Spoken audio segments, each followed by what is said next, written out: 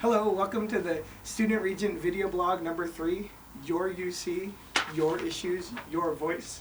My name is Alfredo Morales. I am the current UC Student Regent and a UCSF grad student. I'm Jonathan Stein. I'm the UC Student Regent Designate and a UC Berkeley graduate student. As always, we want to start with our social media. You can reach us on our YouTube channel, which is probably where you found this.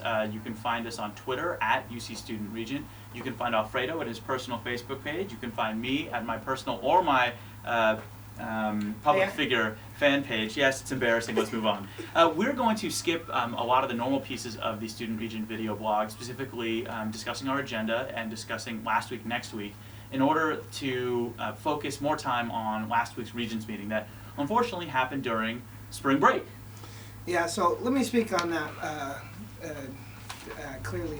Jonathan and I were both frustrated that this meeting happened during spring break. We thought it disenfranchised students and didn't give enough students the opportunity to speak out on their behalf. And we were also frustrated about how some of the student protesters were treated. Unfortunately, we had 3 UCLA students arrested.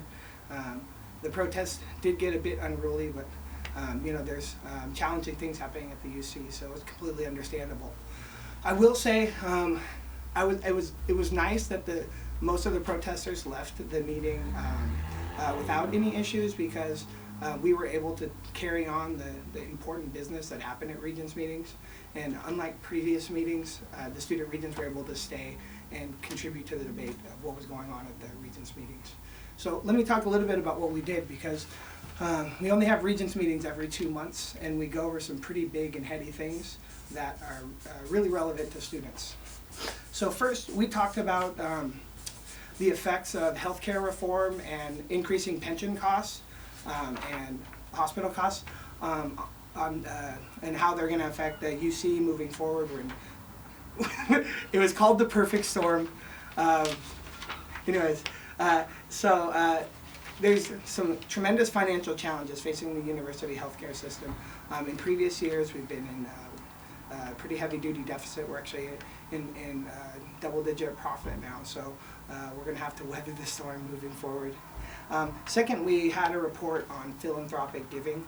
Last year, the University of California got over $1.6 billion in gifts from private individuals and foundations, which was an increase of $250 million from the previous year, which is fantastic news. The unfortunate part of it is that most of the giving is restricted to very specific causes supported by the people who gave the money. So, for example, it's my understanding that we have a scholarship that goes to Berkeley shortstops from Fresno. If there's no Berkeley shortstop from Fresno, nobody gets the money. That's restricted giving, and that's why it's a problem. Yeah, that's a good illustration, Jonathan. Yeah. Thank you. You're welcome. Couple interesting things that came out of the later conversations we had at the Regents meeting. First of all, President Yudof, on behalf of the university, endorsed the middle class scholarship. That's a piece of legislation in the California State Legislature that would cut fees by 2/3 for all students coming from middle class families, those making less than $150,000 a year. It's a big deal that the state, that the university is behind that. One of the biggest conversations was about tax initiatives on the November ballot.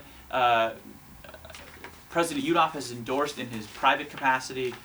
Chair Lansing has endorsed in her private capacity. The rest of the board, unfortunately, or most of the board, is worried that the initiative does not dedicate revenues to the UC. It creates new revenues through raising taxes, but it puts it into the general fund for state governments to use as they so desire. There's nothing that locks in funding for the UC. The other regents, I think, want to see a multi-year funding agreement negotiated between the university and state government that treats the university well before they're willing to go out on a limb and endorse. Endorsing something like this is not something the regents do often. We wish, I think, that they would do it more often, but it's not something they do often, and so they're going to want to see a multi-year agreement before they endorse. I'm hoping that if that agreement comes down any day now, an endorsement will be forthcoming shortly. For the record, Jonathan and I both support the tax measure that will be on the ballot, and we'll be advertising for it at the university just needs new revenues. I mean, it's a no-brainer. Do you want to talk about the Edley Robinson review? Yeah, please. So, as everybody watching knows, probably there were some incredibly tragic events that happened at Berkeley and Davis last year. We are still dealing with the aftermath of that, and we got the beginning stages of one of the reports back. Dean Edley here of Berkeley and Charlie Robinson, the legal counsel of UCLP, came out with the discussed some of the initial findings of their report that will be made public soon. There'll be an opportunity for the public and students to comment on it. You'll be able to find information on how to do so on both me and Jonathan's Facebook. Yeah. So questions. We love taking questions via social media that we're going to answer on the video blog.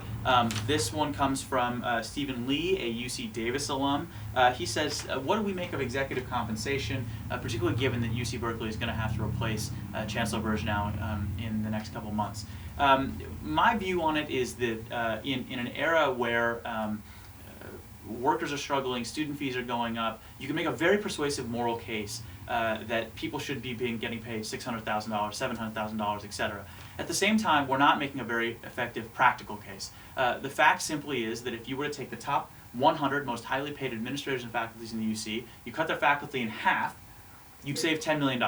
And we have a budget gap of $1 billion, right? So as I said, it's a much more effective moral case than it is a practical one, and we have to look for other solutions to our budget problems. It's not going to solve the issue. All right, thank you so much, everybody, for tuning in to the third Student Regent video blog. We're happy you joined us. Please find us on @UC Student Regent on Twitter. We need more questions for the next one of these. We also need a sign off so that we can end this in a more elegant way than me rambling and Alfredo giggling. Anyway, thanks a lot for joining us. Thank you so much.